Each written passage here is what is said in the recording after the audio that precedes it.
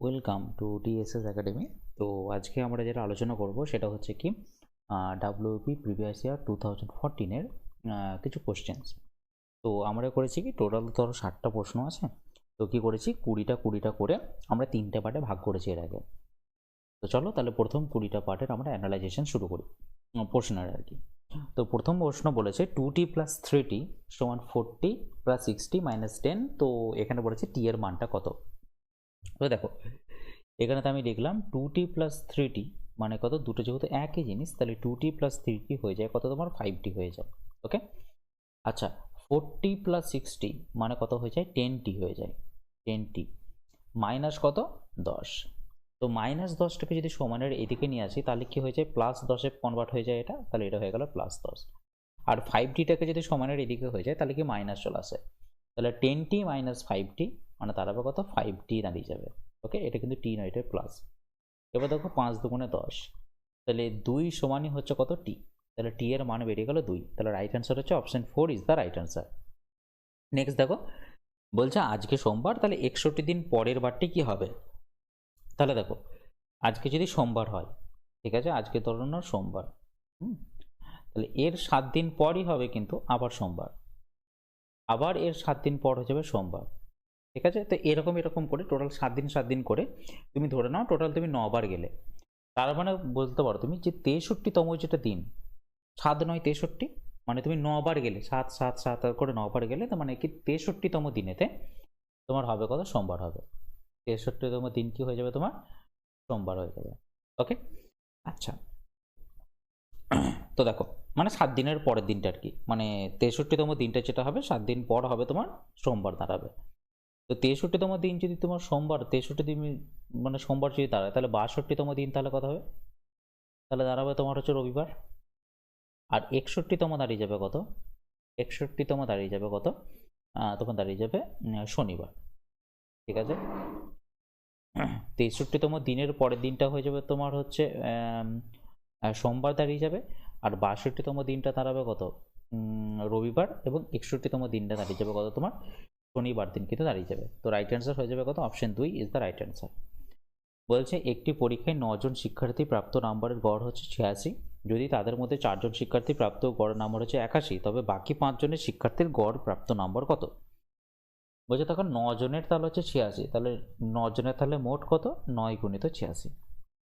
ওকে, এবার বাকি 4 জন যেটা রয়েছে, 4 জনের বলেছে এদের মধ্যে যদি 4 জনকে বাদ দিই তাহলে 4 × 81 হয়ে যাবে এটা।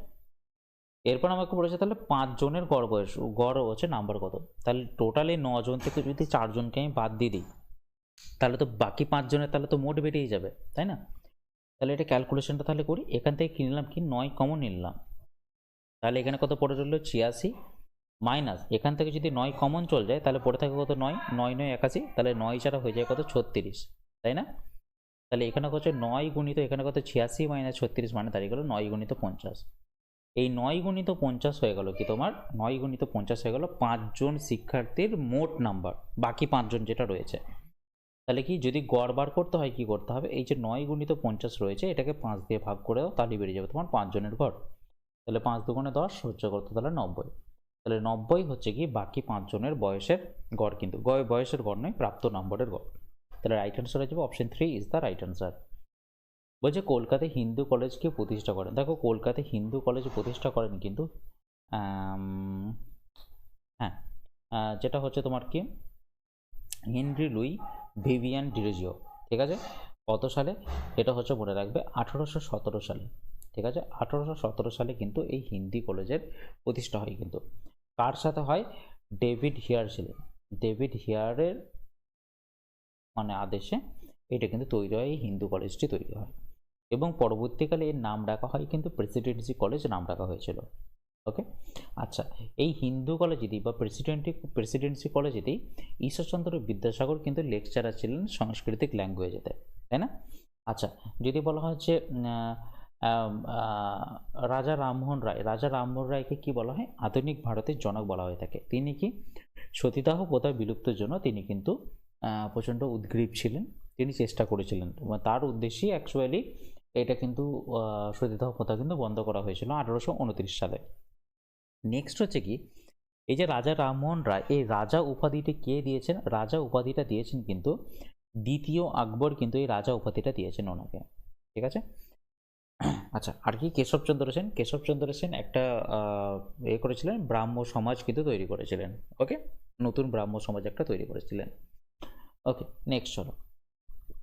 বলছে ফাইন্ড দ্য এরর খুঁজতে বলেছে। Excessive sugar intake can lead to addiction, obesity and to diabetes. এরপর দেখো এই যে টু যেটা রয়েছে না, টু অ্যাডিকশন ওবেসিটি অ্যান্ড যে টুটা রয়েছে, এই টুটা আমাদের দেওয়ার কিন্তু কোনো প্রয়োজন পড়ে না। এই টুটা automatically common, to addiction, to obesity and to diabetes, automatically এটা থেকে যায় এটা। তো টুটা এখানে তোমার কি এক্সেসিভলি তোমার এখানে ব্যবহার করা হয়েছে, তো টু ব্যবহার করার কোনো প্রয়োজন পড়ে না। তাহলে এখানে টুটা বাদ দিলেই হয়ে যাবে। তাহলে রাইট অ্যান্সার হচ্ছে কি সি অপশনটাতে কিন্তু ভুল আছে, যেখানে টুটা বসবে না। তাহলে রাইট অ্যান্সার হয়ে যাবে অপশন 3। বলছে নিচের কোনটি মা, নার্স, শিক্ষিকা সম্পর্কে নির্দেশ করে? তাহলে দেখো মা হতে হবে, নার্স হতে হবে, আর শিক্ষিকা হতে হবে। মানে দেখো যে মা হবে সে নার্স নাও হতে পারে, বা যে শিক্ষিকা হবে সেও মা না হতে পারে, আর নার্সই যে শিক্ষিকা হবে তা নাও হতে পারে, কিন্তু এটা হতেও পারে কিছু কিছু জায়গাতে আবার। তো দেখো আমি একটা কাজ করলাম কি, এই ধরে নাও মাঝখানটা হচ্ছে ধরে নাও মা, এটা যদি মা ধরি, এবার মায়ের মধ্যে নার্স মা হতেই পারে এবং শিক্ষিকাও কিন্তু মা হতেই পারে, কিন্তু মনে রাখবে শিক্ষিকা কিন্তু কোনোদিন নার্স হতে পারবে না। ওকে, দুটো প্রফেশন কিন্তু পুরোপুরিভাবে আলাদা। তো সেই জন্য শিক্ষিকা দেখো পুরোপুরিভাবে মা কিন্তু বলা হচ্ছে না, হতে পারে আবার নাও হতে পারে, কিছুটা হতে পারে কিছুটা নাও হতে পারে। সেরকমভাবে নার্স মা হতেও পারে আবার নাও কিন্তু হতে পারে, তাই না? তো রাইট অ্যান্সার হয়ে যাবে কি অপশন 2 হয়ে যাবে রাইট অ্যান্সার, বাকি এগুলো কিন্তু হবে না। ওকে, নেক্সট দেখো বলছে তহবিলের উদ্দেশ্যে একটি শ্রেণী ছাত্ররা একটি নাটক মঞ্চস্থ করবার পরিকল্পনা করলো এবং একই মূল্যের প্রবেশপত্রের ব্যবস্থা করবে স্থির করলো। তাহলে ওই নাটক মঞ্চস্থ করো, ব্যয়ভার ছিল 700 টাকা। তাহলে তোমার ব্যয় হয়ে গেছে কত? 700 টাকা তোমার ব্যয় হয়ে গেছে। এরপর কি বলছে, যদি 300 প্রবেশপত্র বিক্রি হয় তবে ওই শ্রেণীর লাভ হবে 1100 টাকা। এবার দেখো তুমি ধরে নাও প্রত্যেকটা প্রবেশপত্র তোমার x টাকা করে দাম, তাই 300টি প্রবেশপত্রের দাম কত? 300 x টাকা। এবার 300 x টাকা তোমার হচ্ছে কি প্রবেশপত্র। এরপর এখান থেকে তুমি তোমার যদি ব্যয়টা বাদ দিয়ে দাও, তাহলেই তো তোমার 1100 টাকা যেটা প্রফিট সেটা তো বেরিয়ে যাবে। ঠিক আছে, তাহলে তুমি কি করলে 300 x সমান, তাহলে দেখো -700 যদি সমানের ওই দিকে যায় তাহলে হয়ে যাবে কত? 1800। এবার 0 0 কাটো, 0 0 কাটলে তাহলে x সমান দাঁড়ালো কত? 18/3 মানে কত? 18/3 মানে হচ্ছে 6। তাহলে প্রত্যেকটা টিকিটের ভ্যালু হচ্ছে কিন্তু 6 টাকা করে। ঠিক আছে, এরপর তারা যদি 500টা টিকিট বিক্রি করে তাহলে 500টা টিকিটের বিক্রি মূল্য তাহলে কত হবে? 300 টাকা, সরি 3000 টাকা। এরপর তো আমাদের তো ব্যয় তো সেই একই থাকবে, তাহলে 700 টাকা যদি ব্যয় হয় তাহলে তাদের প্রফিট তাহলে কত হবে? তাহলে প্রফিট দাঁড়াবে কিন্তু 2300 টাকা তোমার প্রফিট দাঁড়াবে। তো রাইট অ্যান্সার কত? Option 3 is the right answer. বলছে দেখো নিম্নলিখিত বর্ণের মধ্যে কোনটি ভারতবর্ষের প্রথম ব্যক্তি মালিকাধীন গ্রিনফিল্ড এয়ারপোর্ট, মানে প্রথম প্রাইভেট গ্রিনফিল্ড এয়ারপোর্ট ছিল কোনটা? কাজী নজরুল ইসলাম এয়ারপোর্ট, দুর্গাপুর। এটা হয়ে যাবে রাইট অ্যান্সার। নেক্সট বলছে অ্যাপ্রোপ্রিয়েট সিনোনিম মানে একই মিনিং যেটা বোঝাচ্ছে। ইনডিফারেন্ট মানে হচ্ছে ধরে নাও আমি যদি তোমাকে বলি হি ইজ ইনডিফারেন্ট, ইনডিফারেন্টের পর মনে রাখবে ফিক্সড প্রিপোজিশন বসে কিন্তু to. He is indifferent to praise and blame. আমি বললাম তোমাকে he is indifferent to praise and blame, মানে তুমি তাকে প্রশংসাই করো বা ব্লেমই করো, তার কিন্তু কোনো কিছু এসে যায় না, মানে সে কি থাকে পুরোপুরিভাবে নিউট্রাল থাকে। তাহলে এখানে ইনডিফারেন্টের মিনিং হবে কি তোমার নিউট্রাল। এবার আনকাইন্ড মানে হচ্ছে কি যে দয়ালু নয়। প্রিসিয়াস মানে কি একদমই যেটা খুবই মূল্যবান। আর ইন্টারেস্টেড মানে তো জানোই ইচ্ছুক। বলছে কোনো সংখ্যার 4/5 অংশের 3/4 অংশ যদি হাফের সমান হয় তাহলে সংখ্যাটি কত? তাহলে তুমি সংখ্যাটা ধরে নাও, তাহলে এক্স এর 4/5 অংশের 3/4 অংশ হয়ে যাচ্ছে তোমার কত? হাফ। এটা তোমাকে বলে দিয়েছে। ওকে, দিয়ে তোমাকে বলেছে এক্স এর ভ্যালুটা কত। তাহলে 4 প্রথমেই কাটা গেল, ঠিক আছে, ওপর নিচে কাটা গেল, তাহলে এক্স সমান তাহলে কত পড়ে এলো? দেখো এই 3টা চলে আসবে কিন্তু সমানের এদিকে এলে ভাগ হয়ে যায়, তাহলে 2 এর সাথে নিচেতে গুণ হয়ে যাবে, আর এই 5টা উপরে চলে যাবে, গুণিত কত হয়ে যাবে? 5। তাহলে বেরোলো কত? এক্স সমান বেরোলো 5/6 হয়ে গেল তোমার কিন্তু এখানে রাইট অ্যান্সার। তো রাইট অ্যান্সার কত? Option 2 is the right answer. বলছে দেখো নিচের লেখা কোন বিবৃতিটি কমিউনিটি পুলিশিং সম্পর্কে সেরা ব্যাখ্যা করে?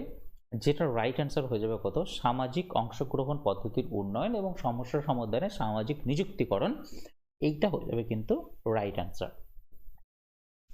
নেক্সট বলতে change the voice, people once believe that the sun was a god. তাহলে এইটা কি করে করা যায়? তো এইটা আমাদেরকে করতে হয়, দেখো আমাদের এইখানটা, ঠিক আছে, এই জায়গাটা কোনোদিন কিন্তু আমরা ভয়েস চেঞ্জ করতে পারবো না। কারণ কি, এইখানে আছে কিন্তু একটা লিঙ্কিং ভার্ব আছে, আর লিঙ্কিং ভার্ব দিয়ে আমরা কিন্তু ভয়েস চেঞ্জ করতে পারি না। কারণ এইটা হচ্ছে আমাদের কিন্তু অবজেক্ট কিন্তু নয়। আমাদের প্যাসিভ ভয়েস করার জন্য আমাদের কি লাগে, আমাদের অ্যাকচুয়ালি লাগে অবজেক্ট লাগে, কিন্তু আমাদের এখানে অবজেক্ট নেই, তাই এখানে করা কিন্তু খুব টাফ হয়ে যায়। তাহলে আমাদেরকে কি করতে হবে, বলতে হবে কি ইট ওয়াজ, তাহলে দেখো এটা যেহেতু পাস্ট টেন্সে রয়েছে তাই আমাদের করতে হচ্ছে it was once believed that, বা it was once believed that the sun was a god. যদি তুমি এটা বলতে পারো তাহলে কিন্তু এটা হয়ে যাবে রাইট অ্যান্সার। তাহলে দেখো এটা কোথায় রয়েছে, তাহলে অপশন 3-তে রয়েছে। দেখো it was once believed that the sun was a god, by the people তুমি ইউজ করতে পারো বা নাও ইউজ করতে পারো, কোনো চাপ নেই। কিন্তু এখানে দেখো কোথাও বাই দ্য পিপল কিন্তু দেওয়া নেই, তাই না? তো চলো, রাকেশের শ্রেণীতে তার অবস্থান হচ্ছে ওপর দিক থেকে নবমতম স্থান। তাহলে ওপর থেকে ধরে নাও এটা হচ্ছে ওপর থেকে এই নবম স্থানে 9th পজিশনে গিয়ে রাকেশের স্থান। আর দেখো বলেছি নিচের দিক থেকে 38তম, তাহলে নিচের দিক থেকে এইখানে ধরো 37তম এলো, তাহলে এই 9th যেটা পজিশন এইটাই কিন্তু 38তম, তার মানে এই দিক থেকে নিশ্চয়ই 37 জন আছে। আর প্রথম থেকে যেহেতু 9th স্থানে রয়েছে তাহলে এইটা হচ্ছে তোমার 9th। তাহলে টোটাল কতজন ছাত্র দেখে নাও, এদিকে 9 আর এদিকে সে 37, টোটাল হচ্ছে কি 46টা। তাহলে 46টা হচ্ছে কি স্টুডেন্ট। নেক্সট বলছে he dash living in Delhi for 10 years. তাহলে যখন দেখবে ফর 10 ইয়ার্স, এবং দেখো একটা কি আছে তোমার কন্টিনিউয়াস টেন্সের কিন্তু একটা সেন্স আছে, তাহলে তুমি এইখানে ইউজ করতে পারতে কি ওয়েন আই ওয়েন্ট দেয়ার, মানে আমি যখন ওখানে গিয়েছিলাম সে আর কি 10 বছর ধরে বসবাস করছে। তাহলে এইখানে কি রয়েছে, দেখো এইখানে রয়েছে তোমার কিন্তু সিম্পল পাস্ট, তাহলে এইখানে কি হবে, তাহলে এইখানে হয়ে যাবে কিন্তু তোমার পাস্ট পারফেক্ট কন্টিনিউয়াস কিন্তু হয়ে যাবে এটা। তাহলে আমরা যখন 10 বছর ধরে দিল্লিতে বসবাস করছিলাম, বা সে যখন 10 বছর ধরে দিল্লিতে বসবাস করছিল, তাহলে সেই ক্ষেত্রে আমরা কি ইউজ করি, হ্যাড বিন ইউজ করি, মানে কি এটা তোমার হচ্ছে কি পাস্ট পারফেক্ট কন্টিনিউয়াসের ফর্মুলা এটা। ওকে, ঠিক আছে। চলো বলছে একটি নির্দিষ্ট জায়গা থেকে যাত্রা শুরু করে রীতা দক্ষিণ দিকে 35 কিলোমিটার ভ্রমণ করলো এবং তারপর সে বাম দিকে ঘুরে এলো। তাহলে দেখো সে তাহলে দক্ষিণ দিকে 35 কিলোমিটার গেল, তাই না? এখানে হচ্ছে তোমার 35 কিলোমিটার চলে গেল। তারপর সে কি করলো, বাম দিকে ঘুরে পড়লো, তার মানে তার বাম দিক মানে নিশ্চয়ই এটা, তাহলে বাম দিকে ঘুরে গেল কিন্তু 20 কিলোমিটার গেল। তাহলে 20 কিলোমিটার গিয়ে সর্বশেষ সে পুনরায় আবার বাম দিকে ঘুরে গেল। তাহলে বাম দিকে ঘোরা মানে কি এই দিকে ঘুরে যাওয়া। তাহলে বাম দিকে ঘুরে গেল কত কিলোমিটার, 35 কিলোমিটার চলে গেল। দিয়ে বলছে যাত্রা শুরুর জায়গা থেকে, মানে এইখান থেকে কোন পজিশনে রয়েছে, তাহলে এইখান থেকে এই দিকে চলে এসছে, তার মানে কোন দিকে গেছে, নিশ্চয়ই পূর্ব দিকে চলে গেছে। তাহলে পূর্ব দিকে অবস্থান করছে, তো রাইট অ্যান্সার হয়ে যাবে কত, অপশন এ হচ্ছে পূর্ব দিকে। নেক্সট বলছে কম্পিউটারকে এইভাবে লেখা হচ্ছে, তাহলে ল্যাঙ্গুয়েজকে কিভাবে লেখা হবে। তাহলে চলো আবার দেখে নাও, এরকম করে লিখলাম COMPUTER, এটাকে কি কি লিখেছে,